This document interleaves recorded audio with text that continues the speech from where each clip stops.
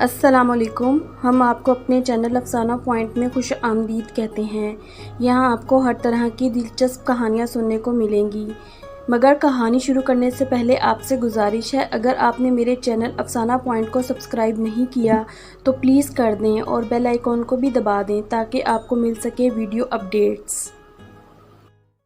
آج جو میں آپ کو کہانی سنانے جا رہی ہوں، یہ حادثہ بہاولپور کے ایک گاؤں میں پیش آیا۔ مشہور سرجن ڈاکٹر احمد کا تعلق اسی گاؤں سے تھا۔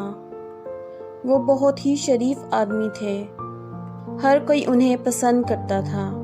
وہ بہت کم وقت میں آسانی سے آپریشن کر لیتے تھے۔ اپینڈکس کا آپریشن 15-20 منٹ کے محدود وقت میں انجام دیتے۔ مریض ایک ہفتے میں ڈسچارج ہو کر گھر پہنچ جاتا۔ وہ کبھی چند سینٹی میٹر سے زیادہ بڑا کٹ نہ لگاتے، گویا کہ وہ آپریشن کے جمالی پہلو بھی پیش نظر رکھتے۔ ان کا اسسٹنٹ، جس کا نام اسد تھا، انہی کے علاقے سے تعلق رکھتا تھا۔ ڈاکٹر احمد کے برعکس جو اسد تھا وہ بالکل ان پڑھ تھا۔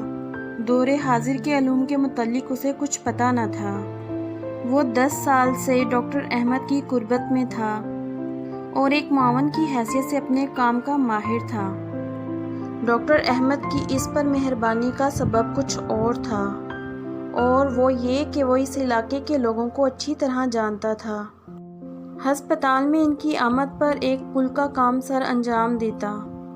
شعبہ طب سے معمولی واقفیت کے باوجود اسد نے خود ہی بعض معمولی آپریشنز کو اپنے لیے جائز کر لیا تھا، جیسے کسی پھوڑے پھنسنی کی صفائی یا بچوں کا ختنہ یا معمولی زخم پر ٹانکے لگانا، اگرچہ اس نے سرکاری طور پر اجازت نامہ حاصل نہ کیا تھا۔ ایک دن اسد گھر آیا تو غصے میں تھا۔ وہ آتے ہی اپنی بیوی پر برس پڑا۔ میں بالکل تھک گیا ہوں۔ ڈاکٹر صاحب ایک آپریشن کی فیس 20,000 لیتے ہیں، جبکہ 15-20 منٹ میں بالکل فارغ ہو جاتے ہیں۔ بیگم، ذرا سوچو، وہ میرے پورے مہینے کی آمدنی کا ڈبل 20 منٹ کام کر کے وصول کر لیتے ہیں۔ اس دنیا میں انصاف کہاں ہے؟ بیوی معاملے کی نزاکت کو سمجھ گئی، بولی، اسد، اللہ کا شکر ادا کرو۔ تم کیوں بھول گئے کہ ڈاکٹر صاحب نے 7 برس سے زیادہ میڈیکل کالج میں تعلیم حاصل کی ہے؟ اگر غور کرو تو 20 برس محنت کرنے کے بعد ڈاکٹر بنے ہیں، اور تم نے تو گاؤں کے مدرسے میں دوسری جماعت سے زیادہ نہیں پڑھا۔ بیوی جانتی تھی کہ وہ ہرس میں مبتلا ہے، اور ارد گرد کی قریبی بستیوں کے سادہ لو دیہاتیوں کو بھلا پھسلا کر گھر لے آتا اور انہیں انجیکشنز دیتا، انہیں بعض ٹونکس لکھ دیتا اور اس کے بدلے ان سے کافی رقم اینٹھ لیتا۔ اس کی ان سرگرمیوں کی اطلاع ڈاکٹر احمد تک بھی پہنچی، جنہوں نے اسے سمجھایا تو لیکن کوئی سزا نہیں دی۔ وہ جانتے تھے کہ اسد کا اپنے علاقے اور ارد گرد کی بستیوں میں بڑا اثر رسوخ ہے، اور اگر وہ چاہے تو ڈاکٹر صاحب کی شہرت کو نقصان پہنچا سکتا ہے اور اس کے بارے میں جھوٹے قصے اور من گھڑت باتیں پھیلا سکتا ہے۔ ان دونوں کو ایک دوسرے کی ضرورت تھی، اسی لیے ان کے درمیان ایک خاموش مفاہمت طے پا گئی۔ ڈاکٹر صاحب نے اسد کو اس کی تمام خامیوں سمیت قبول کر لیا، اس گہرے احساس کے باوجود کہ اس کے بعض عمل غلطیوں کے زمرے میں آتے ہیں۔ ڈاکٹر صاحب کا خیال تھا کہ ان کے اور مریضوں کے درمیان پل کے لیے اسد کے بغیر گزارا نہیں۔ جمعے کا دن تھا۔ اسد گھر آیا تو اس کا 14 سالہ بیٹا درد میں تڑپ رہا تھا۔ اس کی بیوی نے پکار کر کہا، اسد، بیٹے کو بچا لو، اسے ڈاکٹر احمد کے پاس لے جاؤ۔ اسد نے بیٹے کے زرد چہرے پر نظر گاڑے ہوئے آنکھوں میں آنسو بھر کر کہا، بھلی لوگ، تمہیں پتہ تو ہے کہ ڈاکٹر صاحب چھٹی کا دن اپنی فیملی کے ساتھ شہر میں گزارتے ہیں۔ پھر انہیں فون کر لو، ڈاکٹر صاحب بھلے آدمی ہیں، وہ تمہاری خاطر ذرا دیر نہیں لگائیں گے۔ یا پھر ہم کسی اور ڈاکٹر کے پاس چلتے ہیں، یا بچے کو شہر لے چلو یا قریبی ہسپتال۔ بیچاری ممتا کو کچھ چین نہ آ رہا تھا۔ اسد بیٹے کی طرف بڑھا اور اس کا معائنہ کرنے لگا۔ یہ سب علامات تو اپینڈکس کی درد کی ہیں۔ پیٹ میں دائیں جانب شدید درد، قے معمولی بخار۔ اسد ہاتھ سے دائیں جانب درد کا مقام دیکھنے لگا۔ بچہ درد سے تڑپ رہا تھا، اسے دست یا قبض کی شکایت بھی نہیں تھی۔ اسد مسکرایا اور اس نے سگریٹ سلگا لیا۔ بھلی لوگ سنو، ہمارے بیٹے کو اپینڈکس کا درد ہے، اس کا آپریشن بالکل آسان ہے، 20 منٹ سے زیادہ نہیں لگتے۔ اس نے فوراً ہی چھلانگ لگائی اور گھر کے مختلف حصوں سے آلات جراثی تلاش کرنے لگا۔ سبزی کی چھری، کینچی، شیف کے بلیڈز اور سوئی ایک برتن میں پانی ڈال کر آگ پر رکھ دیا اور آپریشن کے لیے محفوظ مقام تلاش کرنے لگا۔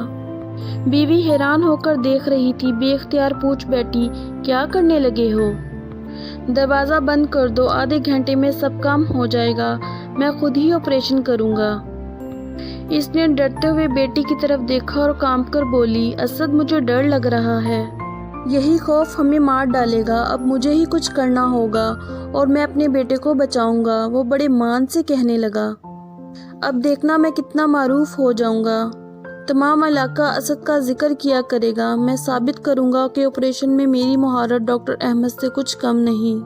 اسد نے بیٹے کی بازو میں انجیکشن لگایا اور 5 گننے تک بیٹا جو تھا وہ بالکل نیند میں چلا گیا۔ اسد نے روئی کا پھایا اس کے منہ اور ناک پر رکھا اور آپریشن کی جگہ سن کرنے کے لیے انجیکشن اٹھایا۔ تھوڑی دیر میں اس نے آواز لگائی، بیگم میری مدد تو کرو، یہ انجیکشن پکڑو اور یہ صاف کر کے رکھ دو۔ سب کچھ معمول کے مطابق صحیح ہو رہا ہے، بالکل ایسے ہی ڈاکٹر احمد کرتے تھے۔ اسد نے بلیڈ پکڑا اور بیٹے کے پیٹ کو طول اور عرض میں کاٹا۔ وہ ساتھ ساتھ بسم اللہ، سورۃ فاتحہ اور آیت الکرسی بھی پڑھتا جا رہا تھا اور تھوڑی سی تنگو دو کے بعد اسے اپینڈکس مل گیا۔ وہ ساتھ ساتھ خون کے قطرے بھی خشک کرتا جا رہا تھا اور ساتھ ساتھ جلد کے دونوں حصے ملا کر ٹانکے بھی لگا رہا تھا۔ تقریباً آدھے گھنٹے میں آپریشن مکمل ہو چکا تھا۔ وہ پکارا، ابھی یہ ٹھیک ہو جائے گا، میں کامیاب ہو گیا، تم نہیں جانتی میں ہوں کون۔ انتظار طویل ہو گیا۔ اسد نے اپنے لختے جگر کو جگانے کی کوشش کی مگر وہ نہ جاگا۔ ماں کا سینہ غم سے پھٹنے لگا، وہ زور سے چیخنے چلانے لگی، میرا بیٹا، میرا بیٹا، تو نے میرے بیٹے کو مار ڈالا۔ اسد کمال ذہانت سے مسکراتے ہوئے آگے بڑھا، یہ جاگ کیوں نہیں رہا؟ آپریشن تو میں نے بالکل ٹھیک کیا ہے۔ وہ بیٹے کے قریب آیا اور اس کی کلائی ہاتھ میں پکڑی اور اسے زور زور سے ہلانے لگا۔ اس کی آواز آہو بکا میں بدل گئی، اٹھ جا بیٹا، اٹھ جا، تجھے اٹھنا ہی ہوگا۔ پھر اس کی چیخیں آسمان تک بلند ہونے لگی، میرا بیٹا مر گیا، مجھے میرا بیٹا لا دو، سارے ڈاکٹرز کو بلاؤ۔ وہ عورتوں کی طرح اپنے سینوں کو پیٹنے لگا۔